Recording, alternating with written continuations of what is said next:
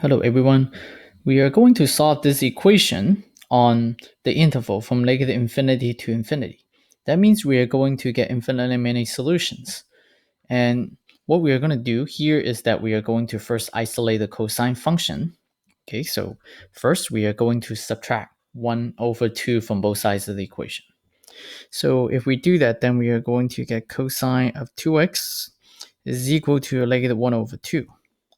And then at this point, we actually do not need to worry about what's inside the cosine function. We only focus on the cosine of some angle that's equal to negative 1 over 2. And then from here, we can actually figure out the reference angle and then the quadrants that 2x belongs to, and then we can figure out the solution. Okay, so first let's talk about the quadrant, and also let's talk about the reference angle. Okay, so now if we first ignore the sign, then cosine will have a value of 1 over 2, as you can see here. Based on this, then we can actually figure out the reference angle. How do we do that? We can draw a right triangle. Okay, so let's draw a right triangle and see how this works. Okay, so I'm just going to draw a generic right triangle. Then this is the right triangle right here. And then this is the angle that we're looking at. In this case, it will be the 2x, but we are not going to worry about labeling it. So we are just going to look at this angle right here that I'm shading. Okay. And then what happened is that it says that cosine is equal to what? If you just look at this value here, don't worry about the sign because the sign will actually tell you the quadrants. So we only focus on this fraction right here. And so as you can see, cosine is what? Cosine let me just do some labeling right here just to help you understand what's going on with the process. We know that this sign right here that tells you the quadrant.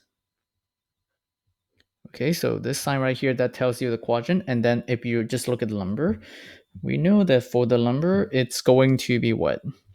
Cosine is adjacent of the angle. And then over the hypotenuse. Okay. And so now how do we actually label the 1 and the 2 on the right triangle? Adjacent of this angle is really the adjacent leg, right? So we put the 1 right here, and then the 2 is the hypotenuse, so we are going to label the 2 right here. And so we have the 2 there, and then we know that this side right here, it's square root of 3. How do you know that? You can actually use Pythagorean theorem, or you can actually have this triangle memorized, because this is one of those special triangles that we work with a lot. And for this one, you know that this is actually a 30, 60, 90 degree triangle. And so the angle that's actually facing this radical 3 is a 60-degree angle. Okay, so this angle is 60-degree. And then the angle that's facing the 1 is 30, but we only focus on this angle right here, so we don't even need to bother writing the other angle down. Okay? Okay, so that means what? That means the reference angle. Okay, so this tells us the reference angle is 60 degree. If you put it in radian, it's going to be pi over 3. Okay, so now we figure out the reference angle. The next step is to figure out the quadrant that cosine belongs to. We know that cosine is what? What do we know here? Let's just recall something here. So we can recall a really simple chart that can help us remember the signs for all 6 trig functions. What happened is that in the first quadrant, all 6 trig functions are positive, and then in the second quadrant, sine and its reciprocal, which is cosecant, are positive. Only sine and cosecant are positive, so the other 4 trig functions are negative. And then what about this one right here? This is the third quadrant. That's when tangent and cotangent are the only 2 trig functions that are positive. And then what about the quadrant 4? Quadrant 4 is when cosine, right? Okay, cosine and secant are the only 2 that are positive, and then the other 4 will be negative. Okay. So now what happened is that we know that cosine is what? Cosine is having a negative value at this angle 2x.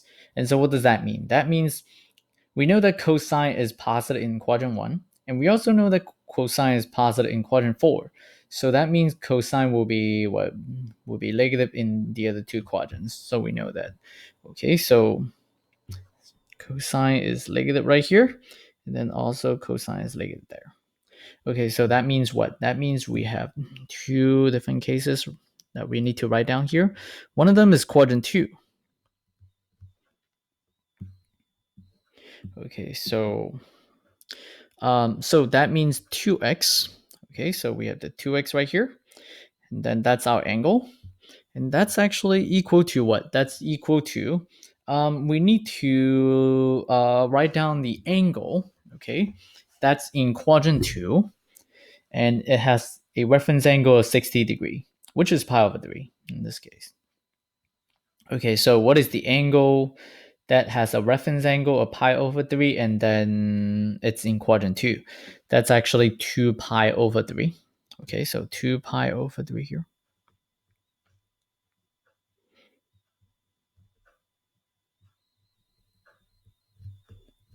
And then to get the next one, you actually just add 2 pi, right? You go one full circle to get the coterminal angle. So if you add, so if you do, let's do some scratch work right here. So if you have 2 pi over 3 plus 2 pi, right? And then you actually have 2 pi over 3 plus, what is that? That's 6 pi over 3, because 6 divided by 3 will give you the 2. So you're adding them together, then that's, you are going to get what? A pi over 3. You are going to get a pi over 3. So the next one is going to be a pi over 3. And then actually you can start seeing the pattern. You are going to add a 6 to the number right here, because you are still just adding 2 pi. So it's the coefficient of the pi in the numerator would be just adding a 6 each time. So 8, and then adding 6 will give you the 14. And so on. Okay. Now we actually don't need this scratch work right here. I can actually erase it. Okay, you can actually go in the negative direction. So we are going to subtract 6 each time, right? So for the coefficient. So we are going to be getting what? We are going to be getting, if you subtract the 6, you're going to be getting negative 4 pi over 3 minus a 6, negative 10 pi over 3, and so on. And so on. And so what does that mean? That means right now, we have what? We are going to be getting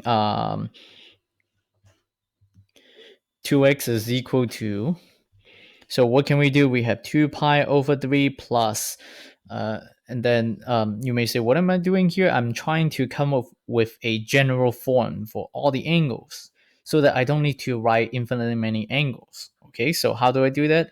We know that it's really just adding 2 pi or subtracting 2 pi, right? Just keep adding 2 pi. So we're adding or subtracting multiples of 2 pi. Okay, so in this case, how do we write in a general form? If we are adding multiples of 2 pi, all we need to do is to have 2n pi. Okay, actually it would be what? 2 pi times n, and n is an integer, so we are adding or subtracting integer multiples of 2 pi, to say more precisely. Okay, so we are going to get what? We are going to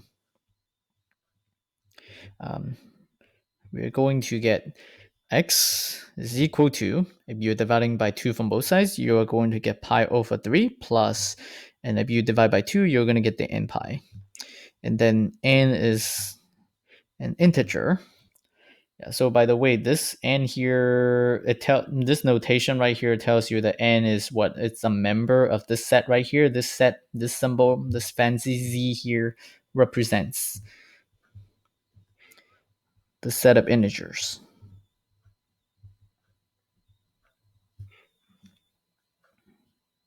And so n is what? N can be 1, 2, 3, 4, 5, 6, and so on. Or n can be 0, negative 1, negative 2, negative 3, and so on. Okay, so that's one solution. This is the case when we have 2x being an angle in quadrant 2. And once you solve for x, then you are going to get all these angles that will satisfy the equation.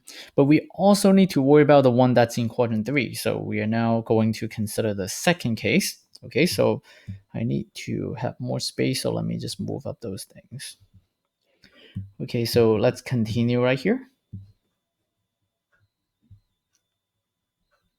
So we are going to get the quadrant 3. So what are we going to get here? We are going to get 2x is equal to, now we want an angle that's in quadrant 3, and it has a reference angle of pi over 3. And what is that angle? That angle is going to be 4 pi over 3. So as you can see, it's in if the angle is in quadrant 2, you are going to be getting a 2 pi over 3, right? And if we want an angle that's in quadrant 3, that has a reference angle of pi over 3, and that's also between 0 to 2 pi, then this would be the angle. And then just like before, we are going to be adding 6 to the coefficient of the pi in the numerator, which will give us 10 pi over 3. And then add another 6, we get 16 pi over 3, and so on. And then we can go in the negative direction, which will give us negative, what is that? That's 2 pi over 3, right? And then minus 6, we are going to get negative 8 pi over 3, and so on. Yeah, so in this case, we want to write a general form for all those solutions right here. So how do we do that? We can just choose the 4 pi over 3 as a base angle.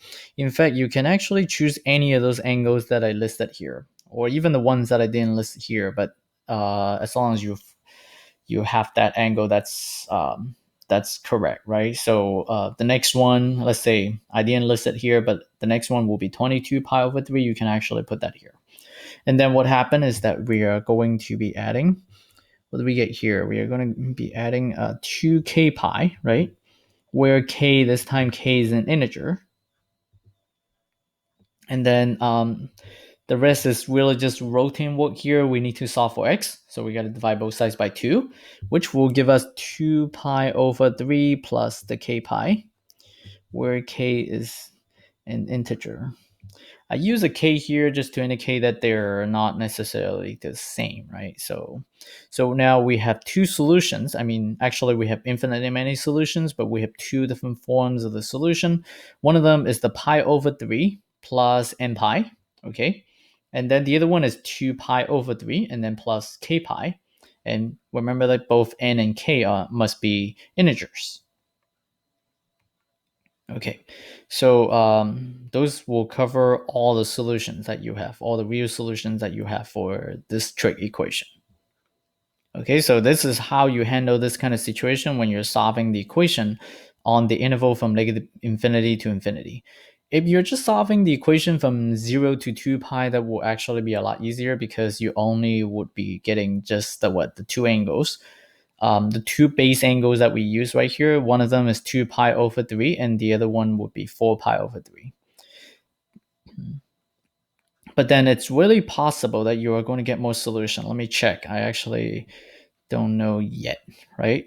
And then you may say, shouldn't we just be getting those two solutions? Eventually, you are going to be dividing by 2. So you're going to make the angle smaller. When you make the angle smaller, you actually would be dividing the other angles by 2. When you divide by 2, that angle may actually fall back into the interval from 0 to 2 pi if you're solving it that way. And I will be doing a video on that so that you can actually see. For example, if you look at this 8 pi over 3, it's actually outside the interval from 0 to 2 pi. But the problem is that when you divide by 2, you are going to get 4 pi over 3, which is still in the interval. So that will also be considered a solution on the interval. So that's why it's not just those two as the solutions. You may have more angles in the interval that will be a solution to the equation. Okay, so I'm going to do a video on that next time. If you like my video, please subscribe my channel, give me a like, leave me a comment, and then also please check out my other videos. Thank you for watching this one. I will